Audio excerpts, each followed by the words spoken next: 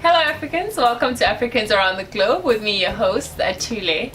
And with me I have a very special lady all the way from East Africa, Kenya. Her name is Floise. Floise, again, thank you so much for sitting down with us at Africans Around the Globe. Thank you. I always feel so honored just sitting amongst women who still contribute to the economy in Africa and the growth in Africa, wherever they are in the world. Why do you think that's so important? I think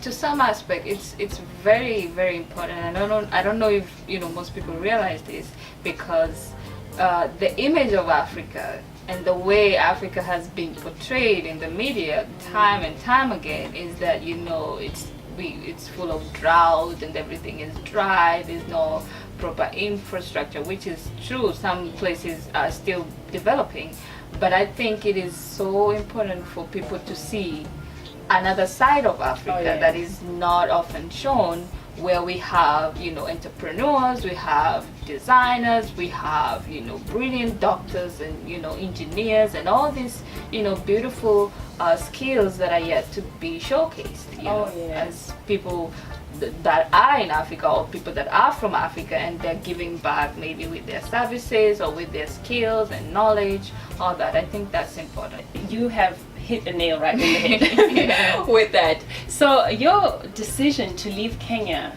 to come to the United States, let's talk about that. Oh wow, that's a long story, but so I was born in Kenya to a Tanzanian mom and a Kenyan dad, and right there my mom was an immigrant. She moved from Tanzania to Kenya, which is still within the East African region, and we speak Swahili both in Kenya and in Tanzania. So then born, and my mom was a dressmaker. I started learning a few things from there. Went to college, finished school, and I was wearing a few things my mom had made me, and people were complimenting me and saying, hey, why don't you do something about it? So then Facebook came along, and I started doing a few things here, posting there. Got clients in Germany. I got clients in Switzerland. Is this all happening while you still live while in I was Kenya? still in Kenya? Wow. And then I also met someone who is very dear to me and special, who is my husband. We met through business. He was starting to look into African tradition and culture and all that. So we met through business, and we dated for a while, and he really wanted me to come this way and join him.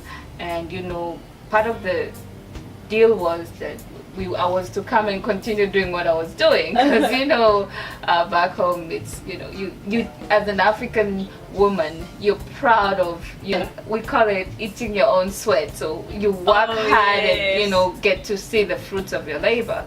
So that was very important that I would now come. I came here in 2015 and got married and continued with the business.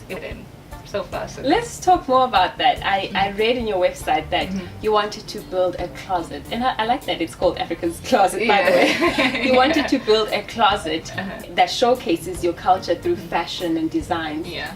Tell me more about that. So when I moved here, I remember twice I went to church and I was wearing just a jacket and with African print. With an African print, and I actually met another Kenyan through that.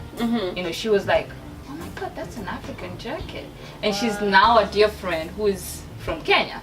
So I wore a few pieces here and there, and I would always get compliments. Oh wow, I love that. I love what you're wearing. Do you make this? And I was like, yeah, I design and I make that. And for me, the picture became clear. That I was not gonna do just bags or earrings or shoes.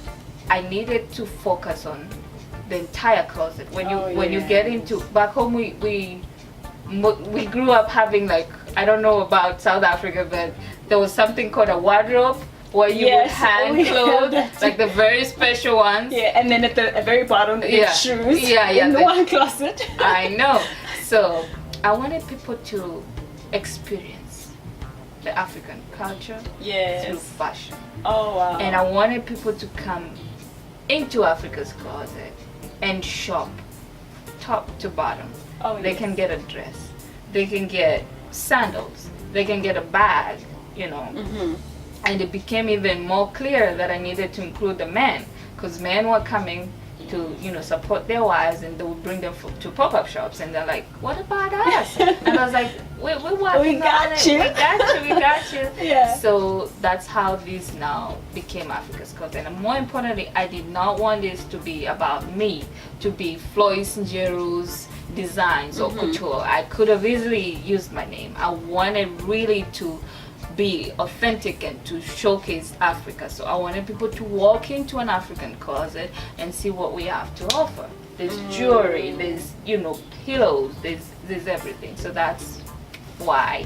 Absolutely love that. Yeah. And your brand, your slogan. Yeah. Can we? I know we were talking earlier that it's called NASA. Yeah, and it's sad. Tell me more about that. So we did quite a lot of research, and we wanted a logo that was very authentic and very, you know, symbolic. We wanted something that would really communicate, Resonate and go deeper within the African culture. Yeah, go deeper. So, sorry. So the symbol here, it's Nasa, and it's spelled NSAA, which stands for quality. So Nsa is a fabric in West Africa, in Ghana actually, and this is a Ghana symbol. It's an Adinkra symbol, Ghanaian symbol, and why we really chose to kind of lean to the West a bit for that, you know, sort of branding, is because, as we all know, there's fashion in South Africa, there's fashion in this, you know, but the West has a lot of, you know, the prints. The prints, and there's something about it. There's the symbols. There's a lot of things that we from both East and South and Central Africa borrow from the, you know, western side of Africa. So we kind of wanted to connect. Yes, it is an East African brand, but it is a connection reaching out to Ghana and down south to even South Africa, because we have beadwork, and somehow we tend to share a lot of similarity in terms of beadwork and jewelry. So that's why. See? Oh, these are beautiful. Yeah, these are Maasai. You see, a lot of Zulu people use these traditional, you know, beads, but a lot of Xhosas, I'm Xhosa, so we use a lot of blues and whites. You know, so like you said, there's a lot of similarities in all our cultures, really, as Africans.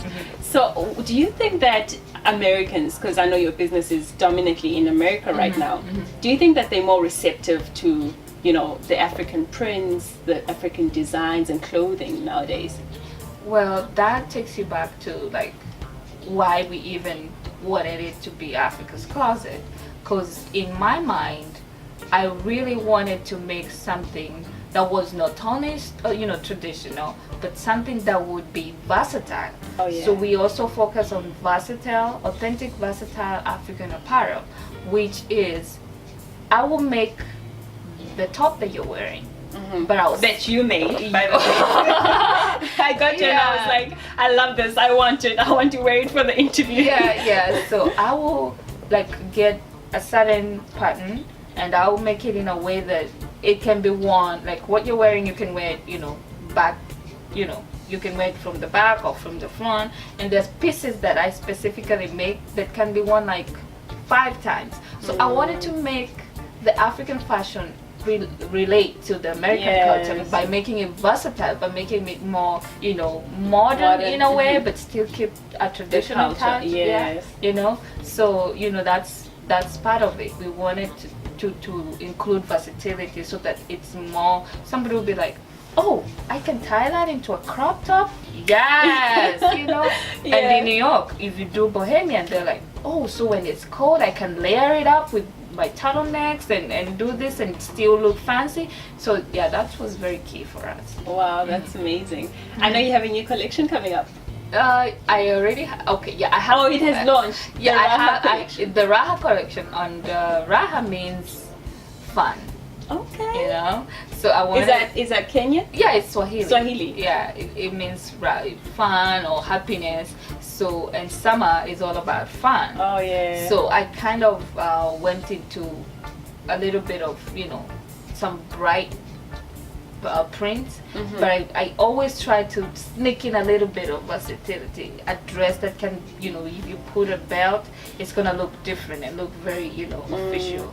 And so versatility is very key. Very key. Very key. I like that. I have to make sure that you get value for, your money. Tell me more about your, influences and your experiences living in the United States. Wow, like the cost of doing business, and it's not just because of the money side of it, but there's a lot of things that I have learned, especially now that I have reliable internet, girl. Yeah, all the time. Yeah, because sometimes it was a struggle. So that really enabled me to do a lot of extensive research. More importantly is that how to do business. Like, there's a lot to do with branding. How do you communicate your brand when you're out there? If it's a pop-up shop, do you have a signage? How do you go about it? Social media marketing, like the hashtagging. How do you approach a certain group of people? Like, if I'm going to vend at a Afrobeat party, what kind of clothes am I gonna bring? And just being able to understand each group and age group, like, well, specifically age groups, because different people have different tastes. Yeah.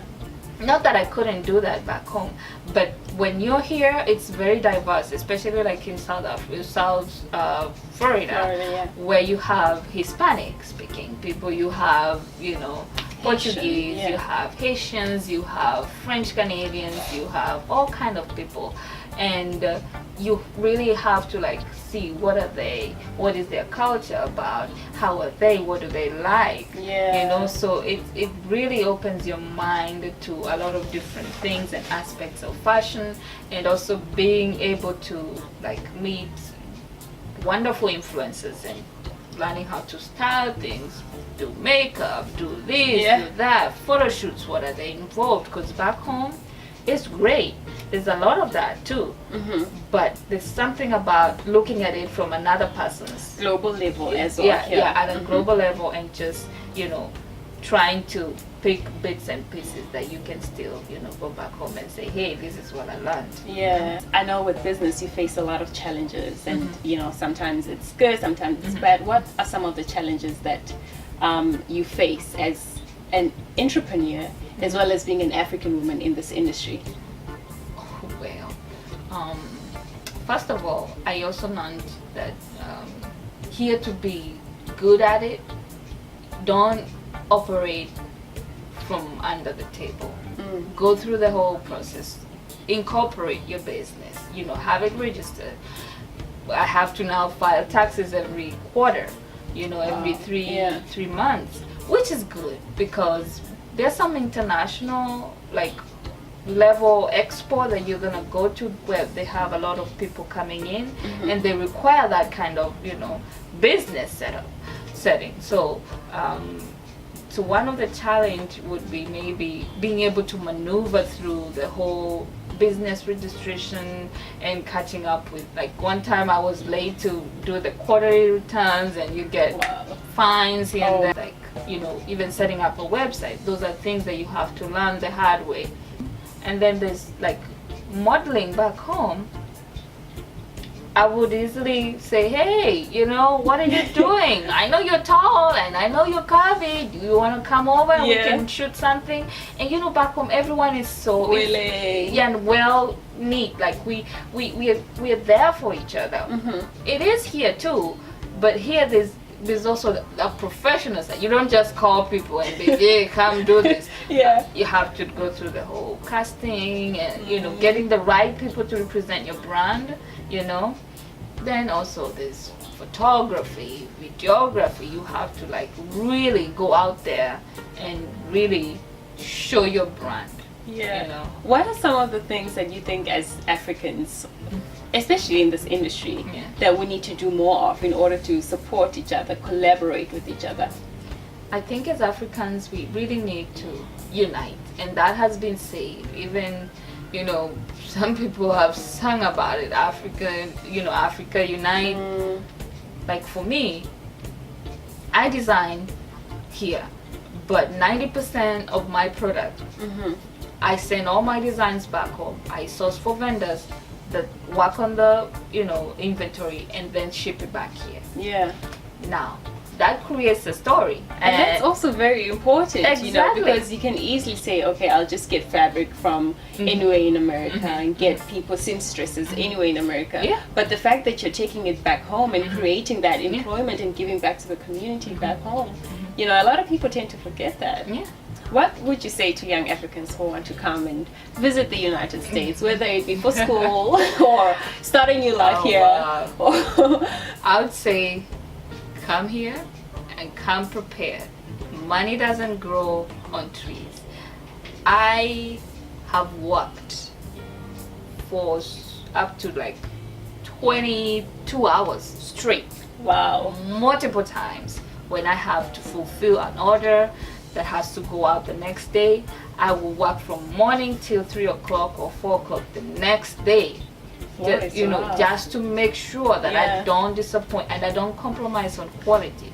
I do not compromise on quality. So that is very key. You have to come here and know that you're coming to work. If you're coming to study, know that you're coming to find your way. There's nothing laid on the table waiting for you to come and, you know, eat.